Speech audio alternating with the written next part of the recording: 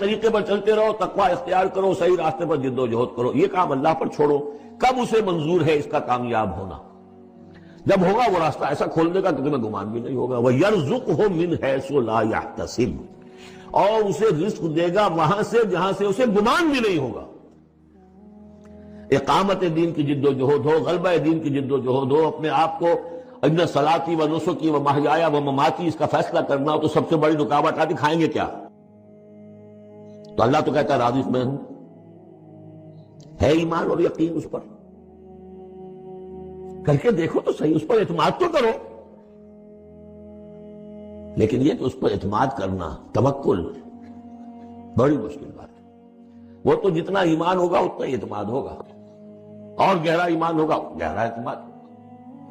وَمَن يَتَّقِ اللَّهَ يَجْعَل لَّهُ مَخْرَجًا وَيَرْزُقْهُ مِنْ حَيْثُ لَا يَحْتَسِبُ وَمَن يَتَوَكَّلْ عَلَى اللَّه فَهُوَ حَسْبُهُ۔ یہ تو ابھی تقوی والے کی بات ہے کہ وہ وہاں سے رزق دے گا جہاں سے اسے ملے گا بھی نہیں، اور جس نے اللہ پر توکل کر لیا تو وہ اس کے لیے بہت کافی ہو جائے گا۔ توکل کر کے تو دیکھو، حسبہ، وہ اس کے لیے کافی ہے۔ یہاں تک فرمایا ہے حدیث میں، من کان فی حاجت اخیہ کان اللہ فی حاجتہ۔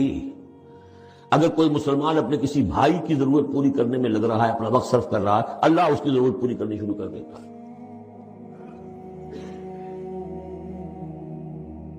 فکر ماں در کار ماں آزار ماں، کار ساز ماں بے فکر کار ماں۔ یہ فارسی شاعری کے اندر یہ دینی حقائق ہے۔ کار ساز ماں بے فکر کار ماں، میرا کارساز میرے کاموں کی فکر کر رہا ہے، میں نے اپنے آپ کو اس کے کام کے لیے لگا دیا۔ وہ دنیا میں بھی ذرا سا بھی کوئی شریف انسان ہوگا، آپ اس کے ہو جائیں، وہ آپ کو چھوڑ دے گا پھر کہیں؟ شرافت ہو، مروت ہو اس میں۔ آپ اللہ کے بن کر تو دیکھیے، پھر وہ کارساز ہے۔ کارساز ماں بے فکر کار ماں، فکر ماں در کار ماں آزار ماں۔ جب میں اپنے معاملات کی فکر خود کرتا ہوں، کوئی نہ کوئی ٹھوکر کھاتا ہوں، کوئی نہ کوئی غلطی کرتا ہوں، آزار اپنے سر کے اوپر پیدا کر لیتا ہوں۔ اپنے آپ کو حوالے کرو، اس کا نام ہے تفویض الامر الی اللہ۔ افوض امری الی اللہ ان اللہ بصیر بالعباد۔ ان اللہ بالغ امرہ، اللہ تعالیٰ تو اپنا معاملہ تو پورا کر کے ہی رہتا ہے۔ وہ تو دین کو غالب کرنا ہی ہے۔ کون اس کے اندر نفع کما گیا، کون محروم رہ گیا، یہ ان کی قسمت ہے۔ ابو بکر اور عمر اور عثمان اور علی اور عبد الرحمن ابن عوف یہ اپنی بازی جیت گئے، ابو جہل ابو لہب محروم رہ گئے۔ یہ تو اب ان کا معاملہ ہے، اللہ تو اپنی بات پوری کرا دے گا، اور اس دنیا کے ختم ہونے سے پہلے پورے کل ارضی پر اللہ کا دین غالب ہوگا، یہ ہونا ہے۔ دیکھنا یہ ہے کہ تم اس بہتی گنگا میں کو ہاتھ دھونے کو تیار ہو یا نہیں، یا تم محرومین کی فہرست میں اپنے آپ کو لانا چاہتے۔ بس اپنا تن من دھن لگا دو اس کے اندر، تمہاری ہڈیوں کا چورا ہو کر بھی اس نئی تعمیر کی بنیادوں میں اگر لگ جائے تو بہت بڑی کامیابی۔ قد جعل اللہ لکل شیء قدرا، بہت عمدہ مقام ہے۔ اللہ نے ہر چیز کے لیے ایک اندازہ مقرر کیا ہوا ہے، کب اللہ کی مدد آئے گی یہ بھی اس نے طے کیا ہوتا ہے۔ You have to qualify. Pre qualification conditions ہیں، تب مدد آئے گی، یوں نہیں آتی مدد۔ اپنا سب کچھ لگا دو، پھر کہو کہ اللہ میری 15 برس کی کمائی کل میدان میں میں نے ڈالی ہوئی ہے، 15 برس کی کمائی، دن کی اور رات کی کوششیں ہیں میری، صبح اور شام کی کوششیں ہیں میری، 15 برس وہ میدان میں نے لا کے ڈال دی۔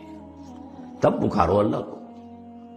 اپنا مال بچا کے رکھنا ہے، اپنی مستقبل کو بھی بچانا ہے، اپنی اولاد کو بھی بچانا ہے، اور اللہ کا دین غالب ہو جائے۔ کہیں نام لکھا کے کسی جماعت میں شامل ہو کر بڑا تیر مار دیا، گویا کہ اللہ تعالیٰ تو جانتا ہی نہیں کتنی کنٹریبیوشن ہے، کتنا اثار ہے، کتنی قربانی ہے، کتنا وقت ہے، کتنی محنت ہے، اللہ جانتا ہے۔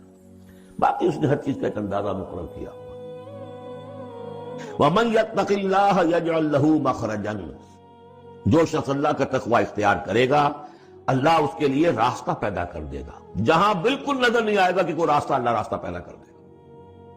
بالکل نظر نہیں آ رہا تھا موسیٰ کے ساتھیوں کو کہ اب کیسے بچیں گے، پیچھے لشکر آگے، آگے سمندر ہے، اللہ نے راستہ پیدا کیا۔ خود حضرت ابو بکر کا جو حال ہو گیا تھا کہ حضور اگر انہوں نے ذرا بھی دیکھ لیا، نیچے اپنے قدموں کی طرف بھی نگاہ ڈالی تو ہم نظر آ جائیں گے، آپ نے فرمایا لا تحزن ان اللہ معنا، راستہ نکالتا اللہ۔ پھر حضور گئے طائف، لیکن وہاں سے خالی ہاتھ آئے. مدینے میں اللہ نے خود ہی کھڑکی کھول دی، 6 آدمی ایمان لے آئے، آپ گئے ہی نہیں اور وہاں انقلاب بھی آ گیا. عظیم. اس اعتبار سے اللہ مخرج پیدا کرتا ہے. تم صحیح طریقے پر چلتے رہو، تقوی اختیار کرو، صحیح راستے پر جد و جہد کرو، یہ کام اللہ پر چھوڑو. کب اسے منظور ہے اس کا کامیاب ہونا؟ جب ہوگا وہ راستہ ایسا کھول دے گا کہ تمہیں گمان بھی نہیں ہوگا. وَيَرْزُقْهُ مِنْ حَيْثُ لَا يَحْتَسِبُ، اور اسے رزق دے گا وہاں سے جہاں سے اسے گمان بھی نہیں ہوگا. اقامت دین کی جد و جہد ہو، غلبہ دین کی جد و جہد ہو، اپنے آپ کو ان صلاتی و نسکی و محیایا و مماتی اس کا فیصلہ کرنا ہو، تو سب سے بڑی رکاوٹ آتی کھائیں گے کیا؟ تو اللہ تو کہتا ہے راضی میں ہوں. ہے ایمان اور یقین اس پر؟ کر کے دیکھو تو صحیح، اس پر اعتماد تو کرو. لیکن یہ کہ اس پر اعتماد کرنا، توکل، بڑی مشکل بات ہے. وہ تو جتنا ایمان ہوگا اتنا ہی اعتماد ہوگا، اور گہرا ایمان ہوگا گہرا اعتماد ہوگا. وَمَن يَتَّقِ اللَّهَ يَجْعَلْ لَهُ مَخْرَجًا وَيَرْزُقْهُ مِنْ حَيْثُ لَا يَحْتَسِبُ وَمَن يَتَوَكَّلْ عَلَى اللَّهِ فَهُوَ حَسْبُهُ. یہ تو ابھی تقویٰ والے کی بات ہے کہ وہ وہاں سے رزق دے گا جہاں سے اسے ملے گا بھی نہیں. اور جس نے اللہ پر توکل کر لیا تو وہ اس کے لیے بہت کافی ہو جائے گا. توکل کر کے تو دیکھو، حسبہ وہ اس کے لیے کافی ہے. یہاں تک فرمایا ہے حدیث میں، من کان فی حاجت اخیہ کان اللہ فی حاجتہ. اگر کوئی مسلمان اپنے کسی بھائی کی ضرورت پوری کرنے میں لگ رہا ہے، اپنا وقت صرف کر رہا ہے، اللہ اس کی ضرورت پوری کرنی شروع کر دیتا ہے.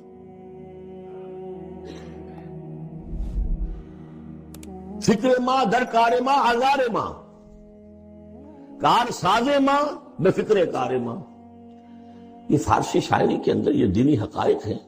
کار ساز ماں بے فکر کار ماں، میرا کارساز میرے کاموں کی فکر کر رہا ہے، میں نے اپنے آپ کو اس کے کام کے لیے لگا دیا. وہ دنیا میں بھی ذرا سا بھی کوئی شریف انسان ہوگا، آپ اس کے ہو جائیں وہ آپ کو چھوڑ دے گا پھر کہیں؟ شرافت ہو، مروت ہو اس میں. آپ اللہ کے بن کر تو دیکھیے. پھر وہ کارساز ہے. کارساز ماں بے فکر کار ماں، فکر ماں در کار ماں آزار ماں. جب میں اپنے معاملات کی فکر خود کرتا ہوں، کوئی نہ کوئی ٹھوکر کھاتا ہوں، کوئی نہ کوئی غلطی کرتا ہوں، آزار اپنے سر کے اوپر پیدا کر لیتا ہوں. اپنے آپ کو حوالے کرو. اس کا نام ہے تفویض الامر الی اللہ. افوض امری الی اللہ ان اللہ بصیر بالعباد. ان اللہ بالغ امرہ، اللہ تعالیٰ تو اپنا معاملہ تو پورا کر کے ہی رہتا ہے. وہ تو دین کو غالب کرنا ہی ہے. کون اس کے اندر نفع کما گیا، کون محروم رہ گیا، یہ ان کی قسمت ہے. ابو بکر اور عمر اور عثمان اور علی اور عبد الرحمن ابن عوف یہ اپنی بازی جیت گئے. ابو جہل ابو لہب محروم رہ گئے. یہ تو اب ان کا معاملہ ہے. اللہ تو اپنی بات پوری کرا دے گا. اور اس دنیا کے ختم ہونے سے پہلے پورے کل ارضی پر اللہ کا دین غالب ہوگا. یہ ہونا ہے. دیکھنا یہ ہے کہ تم اس بہتی گنگا میں کو ہاتھ دھونے کو تیار ہو یا نہیں، یا تم محرومین کی فہرست میں اپنے آپ کو لانا چاہتے ہو. بس اپنا تن من دھن لگا دو اس کے اندر. تمہاری ہڈیوں کا چورا ہو کر بھی اس نئی تعمیر کی بنیادوں میں اگر لگ جائے تو بہت بڑی کامیابی ہے. قد جعل اللہ لکل شیء قدرا، بہت عمدہ مقام ہے. اللہ نے ہر چیز کے لیے ایک اندازہ مقرر کیا ہوا ہے. کب اللہ کی مدد آئے گی یہ بھی اس نے طے کیا ہوتا ہے. You have to qualify. Pre qualification conditions ہیں، تب مدد آئے گی. یوں نہیں آتی مدد. اپنا سب کچھ لگا دو، پھر کہو کہ اللہ میری 15 برس کی کمائی کل میدان میں نے ڈالی ہوئی ہے. 15 برس کی کمائی، دن کی اور رات کی کوششیں ہیں میری، صبح اور شام کی کوششیں ہیں میری. 15 برس وہ میدان میں نے لا کے ڈال دی. تب پکارو اللہ کو. اپنا مال بچا کے رکھنا ہے، اپنی مستقبل کو بھی بچانا ہے، اپنی اولاد کو بھی بچانا ہے. اور اللہ کا دین غالب ہو جائے، کہیں نام لکھا کے کسی جماعت میں شامل ہو کر بڑا تیر مار دیا. گویا کہ اللہ تعالیٰ تو جانتا ہی نہیں کتنی کنٹریبیوشن ہے، کتنا اثار ہے، کتنی قربانی ہے، کتنا وقت ہے، کتنی محنت ہے. اللہ جانتا ہے. باقی اس نے ہر چیز کا ایک اندازہ مقرر کیا. وَمَن يَتَّقِ اللَّهَ يَجْعَلْ لَهُ مَخْرَجًا، جو شخص اللہ کا تقوی اختیار کرے گا اللہ اس کے لیے راستہ پیدا کر دے گا. جہاں بالکل نظر نہیں آئے گا کہ کوئی راستہ، اللہ راستہ پیدا کر دے گا. بالکل نظر نہیں آ رہا تھا موسیٰ کے ساتھیوں کو کہ اب کیسے بچیں گے، پیچھے لشکر آگے آگے سمندر ہے، اللہ نے راستہ پیدا کیا۔ خود حضرت ابو بکر کا جو حال ہو گیا تھا کہ حضور اگر انہوں نے ذرا بھی دیکھ لیا، نیچے اپنے قدموں کی طرف بھی نگاہ ڈالی تو ہم نظر آ جائیں گے، آپ نے فرمایا لا تحزن ان اللہ معنا، راستہ نکالتا اللہ۔ پھر حضور گئے طائف، لیکن وہاں سے خالی ہاتھ آئے، مدینے میں اللہ نے خود ہی کھڑکی کھول دی، 6 آدمی ایمان لے آئے، آپ گئے ہی نہیں اور وہاں انقلاب بھی آ گیا۔ عظیم، اس اعتبار سے اللہ مخرج پیدا کرتا ہے۔ تم صحیح طریقے پر چلتے رہو، تقوی اختیار کرو، صحیح راستے پر جد و جہد کرو، یہ کام اللہ پر چھوڑو۔ کب اسے منظور ہے اس کا کامیاب ہونا؟ جب ہوگا وہ راستہ ایسا کھول دے گا کہ تمہیں گمان بھی نہیں ہوگا۔ وَيَرْزُقْهُ مِنْ حَيْثُ لَا يَحْتَسِبُ، اور اسے رزق دے گا وہاں سے جہاں سے اسے گمان بھی نہیں ہوگا۔ اقامت دین کی جد و جہد ہو، غلبہ دین کی جد و جہد ہو، اپنے آپ کو ان صلاتی و نسکی و محیایا و مماتی اس کا فیصلہ کرنا ہو تو سب سے بڑی رکاوٹ آتی، کھائیں گے کیا؟ تو اللہ تو کہتا ہے راضی میں ہوں، ہے ایمان اور یقین اس پر، کر کے دیکھو تو صحیح، اس پر اعتماد تو کرو۔ لیکن یہ کہ اس پر اعتماد کرنا، توکل، بڑی مشکل بات ہے۔ وہ تو جتنا ایمان ہوگا اتنا ہی اعتماد ہوگا، اور گہرا ایمان ہوگا گہرا اعتماد ہوگا۔ وَمَن يَتَّقِ اللَّهَ يَجْعَلْ لَهُ مَخْرَجًا وَيَرْزُقْهُ مِنْ حَيْثُ لَا يَحْتَسِبُ وَمَن يَتَوَكَّلْ عَلَى اللَّهِ فَهُوَ حَسْبُهُ۔ یہ تو ابھی تقویٰ والے کی بات ہے کہ وہ وہاں سے رزق دے گا جہاں سے اسے ملے گا بھی نہیں، اور جس نے اللہ پر توکل کر لیا تو وہ اس کے لیے بہت کافی ہو جائے گا۔ توکل کر کے تو دیکھو، حسبہ، وہ اس کے لیے کافی ہے۔ یہاں تک فرمایا ہے حدیث میں، من کان فی حاجت اخیہ کان اللہ فی حاجتہ، اگر کوئی مسلمان اپنے کسی بھائی کی ضرورت پوری کرنے میں لگ رہا ہے، اپنا وقت صرف کر رہا ہے، اللہ اس کی ضرورت پوری کرنی شروع کر دیتا ہے۔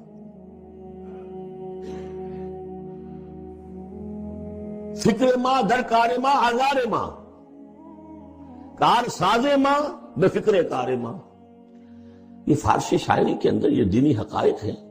کار ساز ماں بے فکر کار ماں، میرا کارساز میرے کاموں کی فکر کر رہا ہے، میں نے اپنے آپ کو اس کے کام کے لیے لگا دیا۔ اور دنیا میں بھی ذرا سا بھی کوئی شریف انسان ہوگا، آپ اس کے ہو جائیں وہ آپ کو چھوڑ دے گا پھر کہیں؟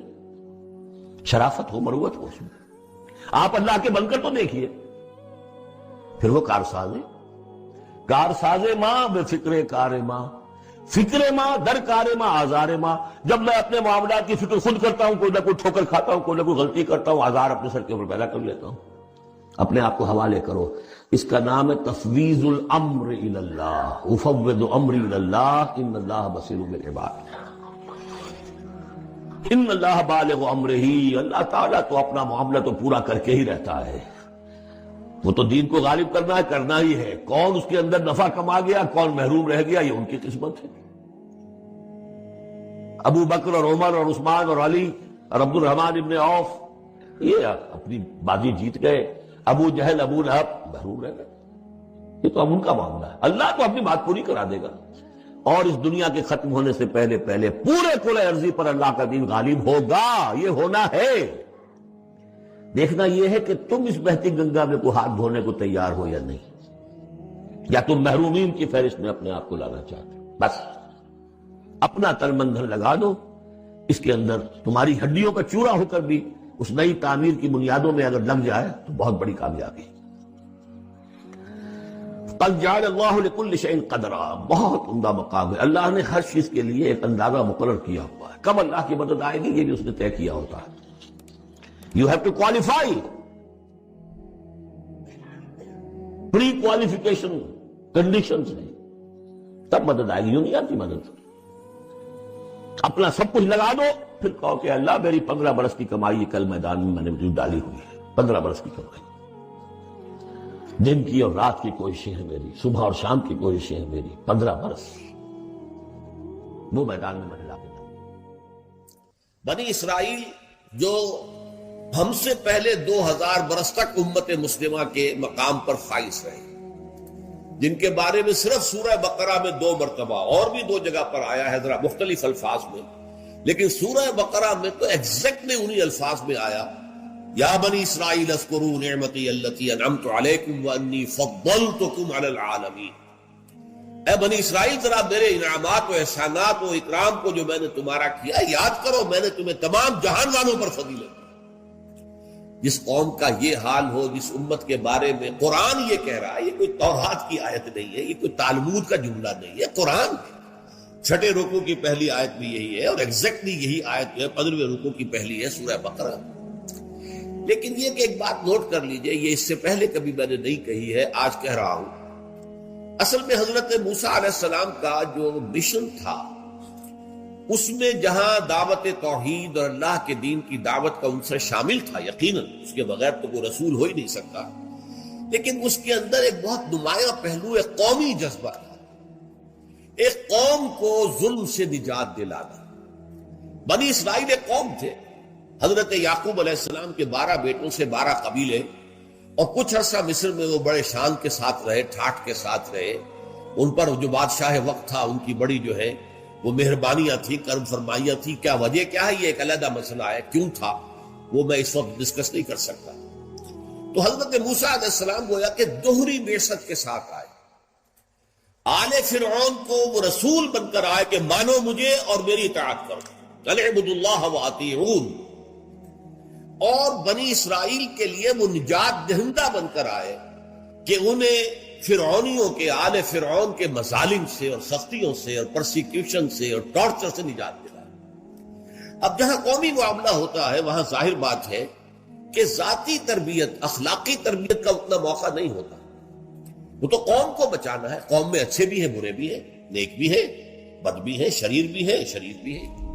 اس اعتبار سے حضرت موسیٰ علیہ السلام کی جو قوم تھی، اگرچہ اللہ تعالیٰ نے 9 معجزات دکھائے آل فرعون کو، اور پھر ایک معجزے کے ذریعے سے ہی اس قوم کو نجات دی، لیکن یہ قوم تھی۔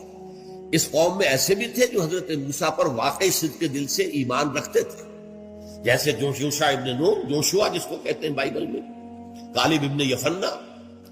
لیکن ایسے بھی تھے جو ڈھل مل تھے، کچھ مانتے تھے کچھ نہیں مانتے تھے، اور ایسے بھی تھے جو صرف اسرائیلی ہونے کی وجہ سے شامل تھے، ورنہ انہیں حضرت موسیٰ علیہ السلام کے اوپر کوئی ایمان، کوئی یقین نہیں تھا۔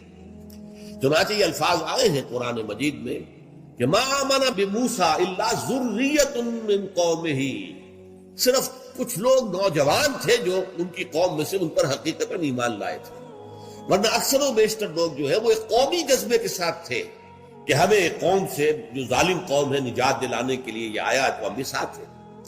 لیکن ان کا کہیں بھی جو معاملہ بحیثیت قوم، بحیثیت مجموعی، وہ وفاداری کا نہیں تھا حضرت موسیٰ علیہ السلام کے ساتھ۔ لہذا دیکھیے اب ان کا کیا رویہ رہا عین حضرت موسیٰ علیہ السلام کے ساتھ، جن کے ذریعے سے اللہ تعالیٰ نے انہیں نجات دی، جن کے ذریعے سے آل فرعون کی سے انہیں آزاد کرایا، انہیں لے کر مصر سے نکل آئے ہیں سینائی پیننسلا میں۔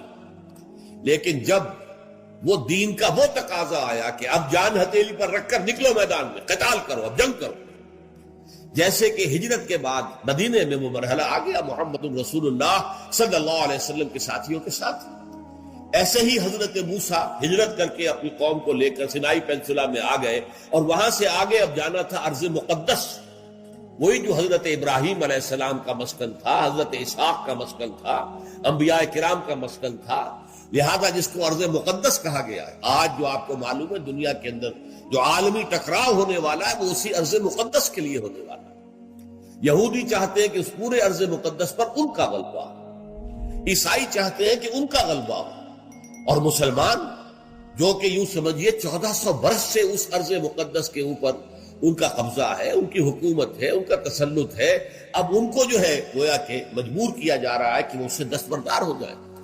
یہ جو ایک تصادم آنے والا ہے، بہت عظیم تصادم کی شکل اختیار کرنے والا، میرا اس وقت یہ موضوع نہیں ہے۔ اس وقت جو کچھ میں کہنا چاہ رہا ہوں کہ جب وہ مرحلہ آیا بنی اسرائیل کے تاریخ میں کہ اب جان ہتھیلی پر رکھو، میدان جنگ میں آؤ، تو کوڑا جواب دے دیا، فَاذْهَبْ أَنْتَ وَرَبُّكَ فَقَاتِلَا إِنَّا هَاهُنَا قَاعِدُونَ، جاؤ موسیٰ تم اور تمہارا رب جاؤ اور جنگ کرو، ہم تو یہیں بیٹھے۔ اے موسیٰ تم کہہ رہے ہو کہ فلسطین میں داخل ہو جائیں، وہاں تو بڑی طاقتور قوم ہو، فیہا قوم جبارون، ہم ان سے مقابلے کی سکت نہیں رکھتے، تم جاؤ اپنی لاٹھی لے جاؤ۔ لٹھیا یہ جو ہے اس نے بڑے بڑے مار کے سر کیے ہیں، اس لٹھیا نے، اس عصا نے سمندر پھاڑ دیا اس نے، اور چٹان میں سے 12 چشمے نکال دیے اس نے، تو اس کو لے جاؤ اس کو اپنے ساتھ اور جا کر جنگ کرو اور بھارت کی بات پھر میں عرض کر دوں کہ آ گئی ہے بات میں نے اس کی وضاحت کر دی۔ اصل کیا ہے کہ کامیابی ہر انسان کا مطلوب ہے، مقصود ہے، پسندیدہ شے ہے، محبوب شے ہے۔ اس کے 3 لیولز ہیں: انفرادی سطح پر کامیابی، ملکی اور قومی سطح پر کامیابی، ملی اور دینی سطح پر کامیابی۔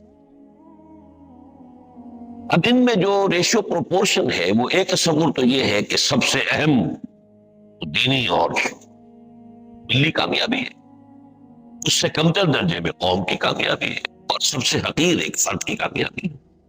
فرد تو بیچارہ ایک فرد بھی ہے نا، فرد قائم ربط ملت سے ہے، تنہا کچھ نہیں، فرد کی تو کوئی حیثیت ہی نہیں، ایک دریا میں قطرہ ہے۔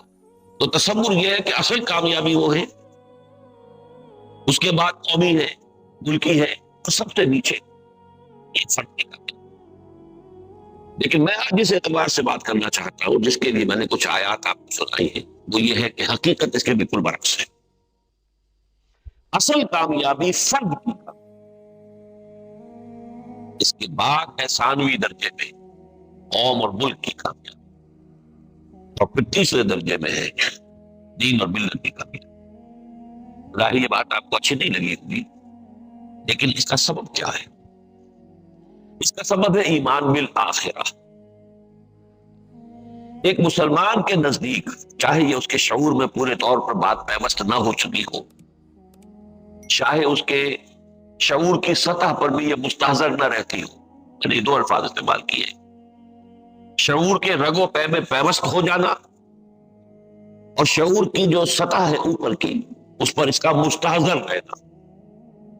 چاہے دونوں اعتبارات سے ہمارے ہاں ایمان بالآخرہ اس درجے میں موجود نہیں ہے، عقیدے میں تو ہے، مانتے تو ہیں، مانتے ہیں کہ یہ دنیا ختم ہو جائے گی، اس سے تو کوئی انکار ہی نہیں ہے کہ ہر انسان کو مرنا ہے، موت آئے گی، آج نہیں تو کل، اور کیا پتا کیا جائے۔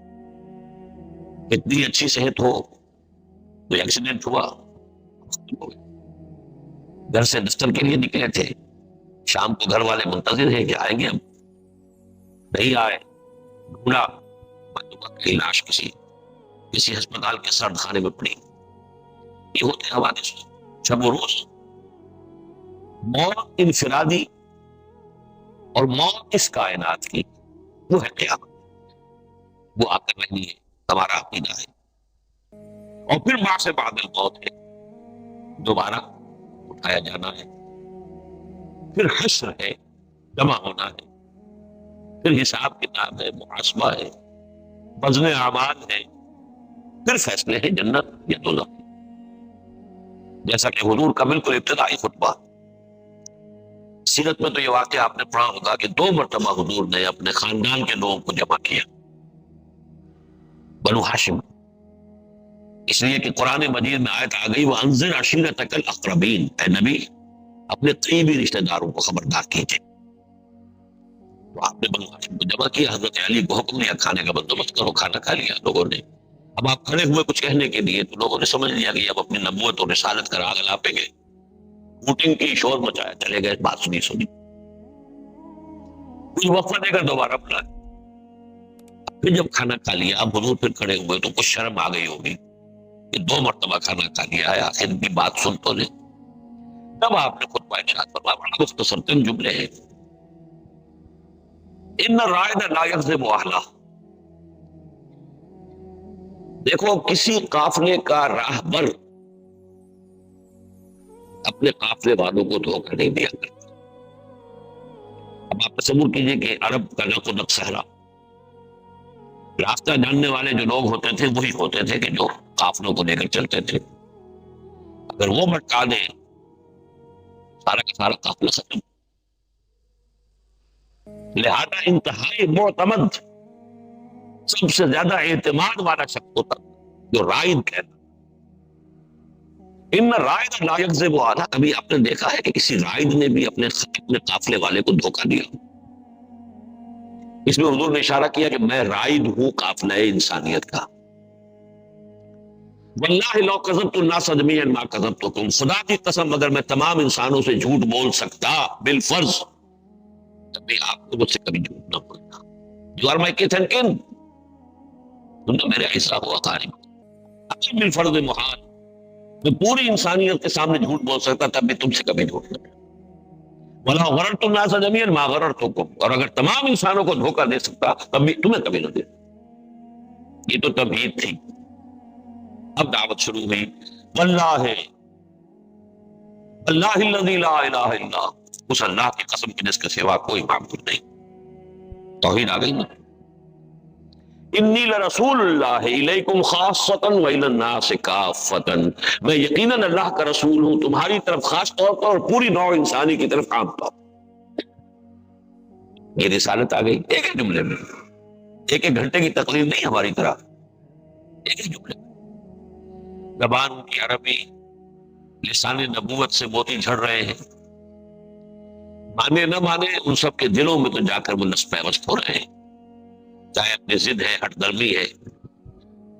واللہ الذی لا الہ الا ہوا، توحید.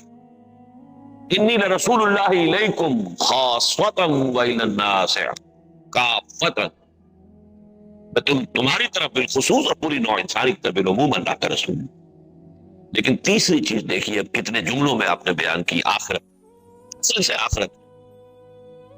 واللہ لتموتن کما تنامون ثم لتبعثن کما تستيقظون ثم لتحسبن بما تعملون ثم لتجزون بالاحسان احسانا وبالسوء سوءا وانها لجنة ابدا او لنار ابدا.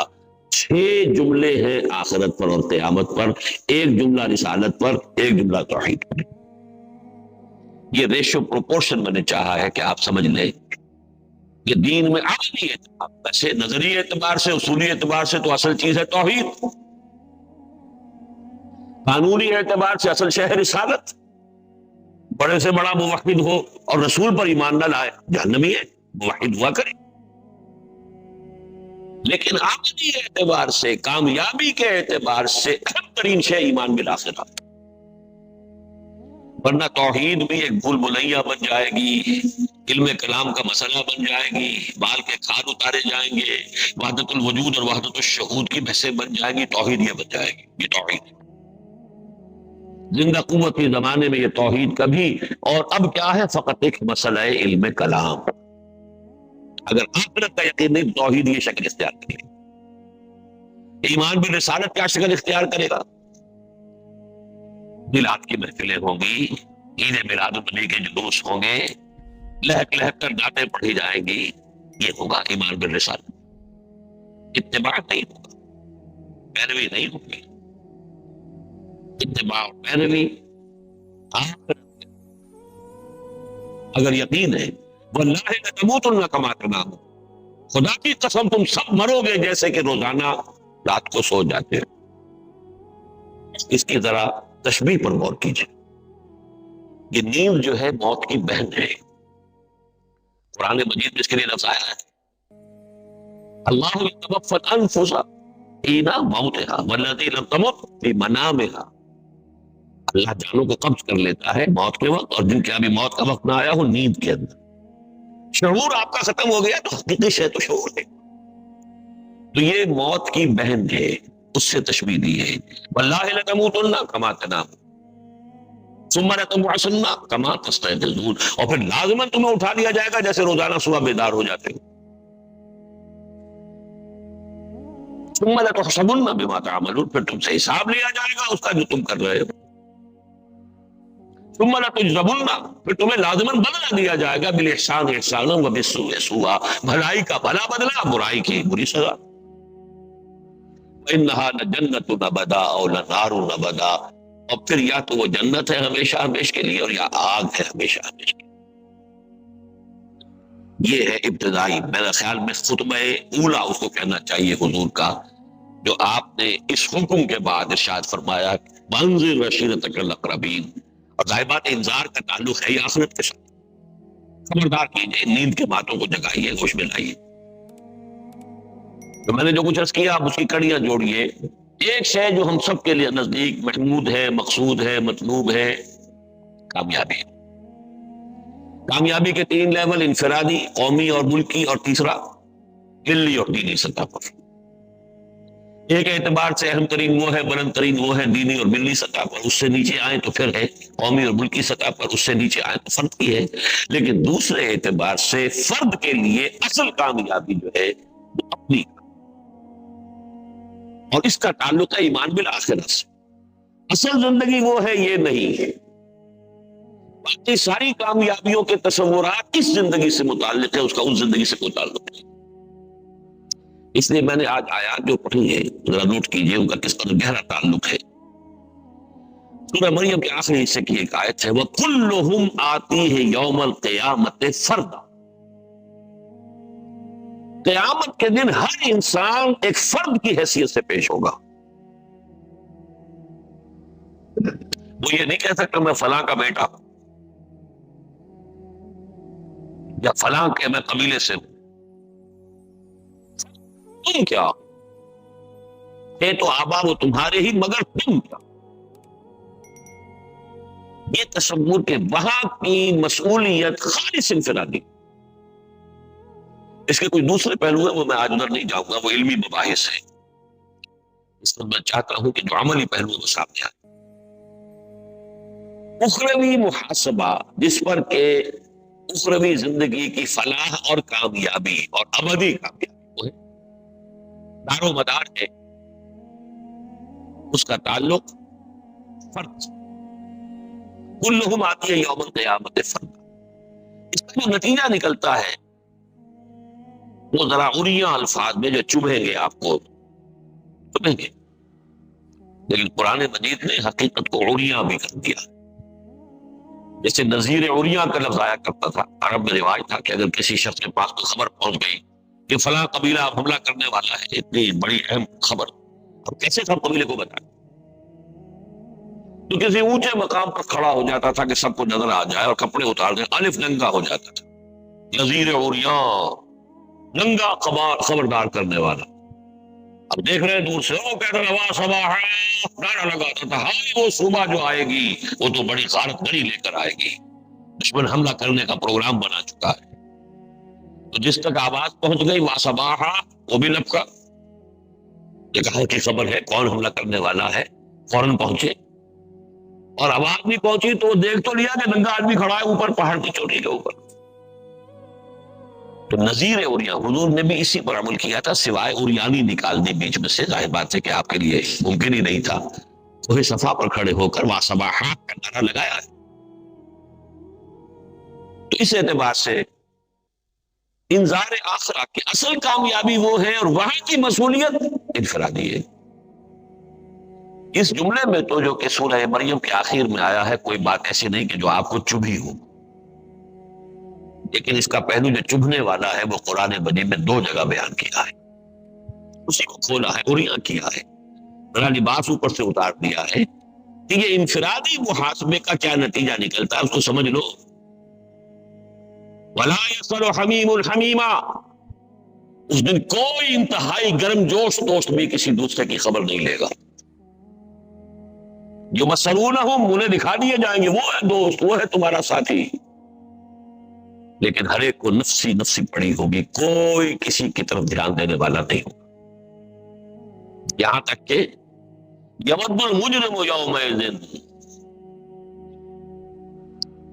لو یفتدی من عذاب یومئذ ببنیہ، مجرم اس روز تمنا کرے گا کہ کاش میرے بیٹوں کو لے لو، جہنم میں جھونک دو، مجھے چھوڑو۔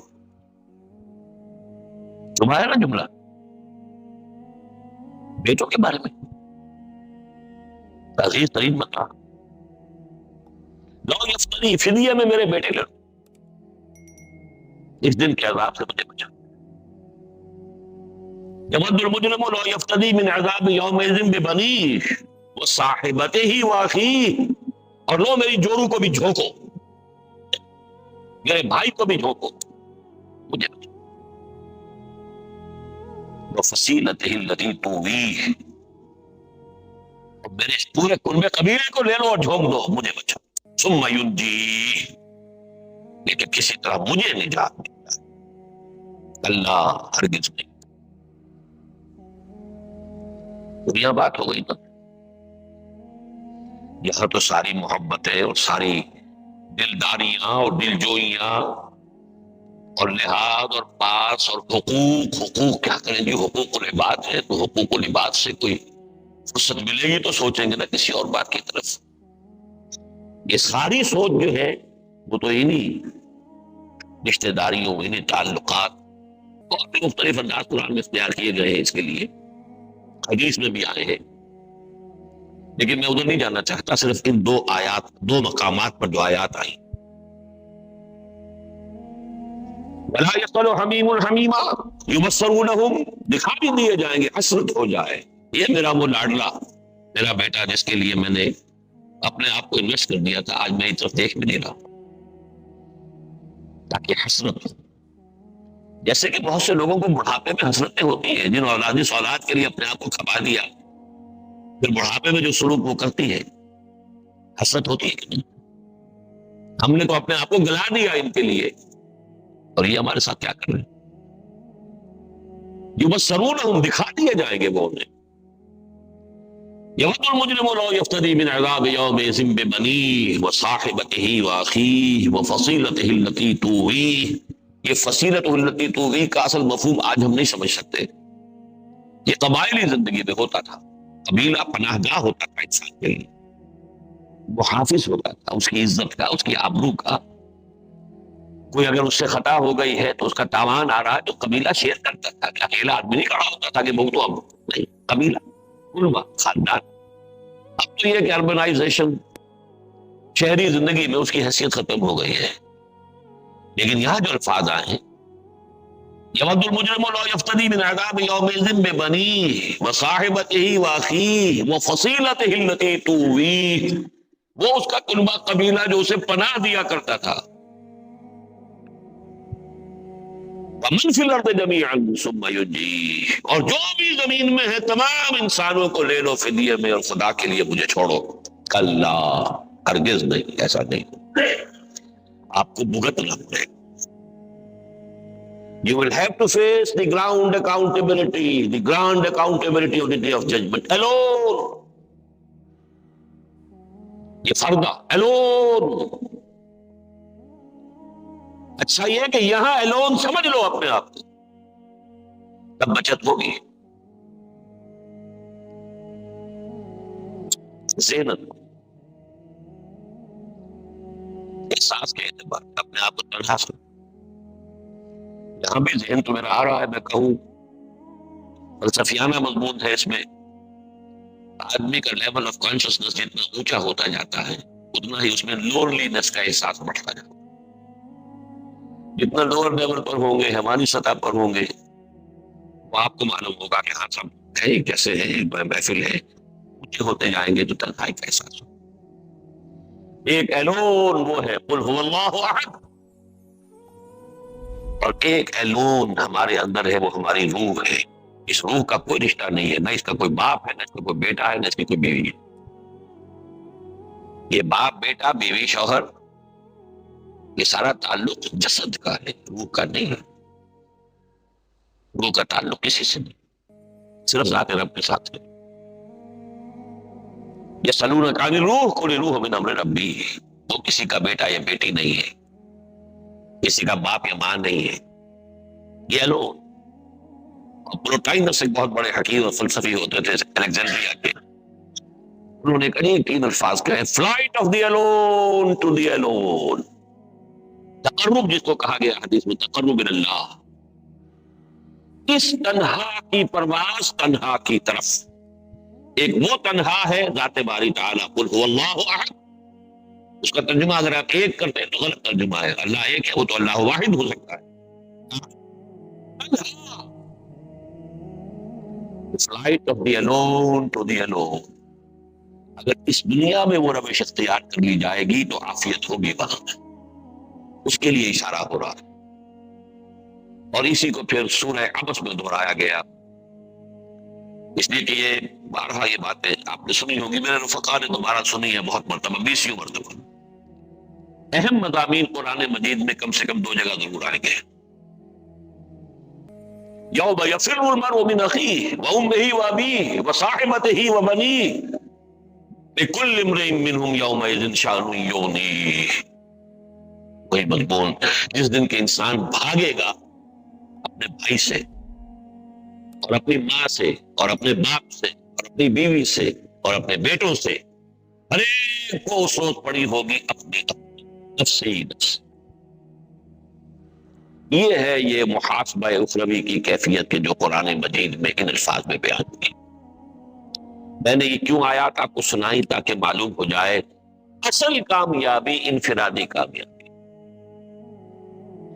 ملک بہت کامیاب ہو گیا، میرا بیڑا غرق ہو گیا تو مجھے کیا حاصل ہوا ملک سے، اگر آخرت میری برباد ہے۔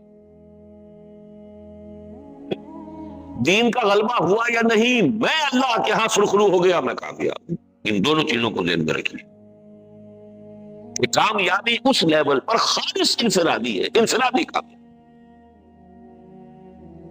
اس انفرادی کامیابی کا سارا تعلق جو ہے وہ تصور فرائض سے ہے کہ اللہ نے آپ پر کیا کیا ذمہ داری عائد کی ہے، کیا فرائض عائد کی ہے، اسی کا حساب لے گا نا۔ ایک ملازم کو کہیں رکھا جاتا ہے یا کسی کے پاس کوئی کام کسی کو سونپا جاتا ہے تو اسے دن کر بتا دیا جاتا ہے یہ ذمہ داریاں ہیں آپ کی، یہ کام آپ کو کرنے ہیں، پھر محاسبہ اسی کے حوالے سے ہوگا۔ کسی کو آپ نے رکھا ہے شوفر کی حیثیت سے تو اس کی ذمہ داری یہ تو نہیں ہوگی کہ کھانا اچھا پکا یا برا پکا ہے، مسئول وہ تو نہیں، جو بھی آپ کا خانسامہ ہے، کوئی کھانا پکانے والی ہے جو بھی ہے اس کی ذمہ داری ہوگی۔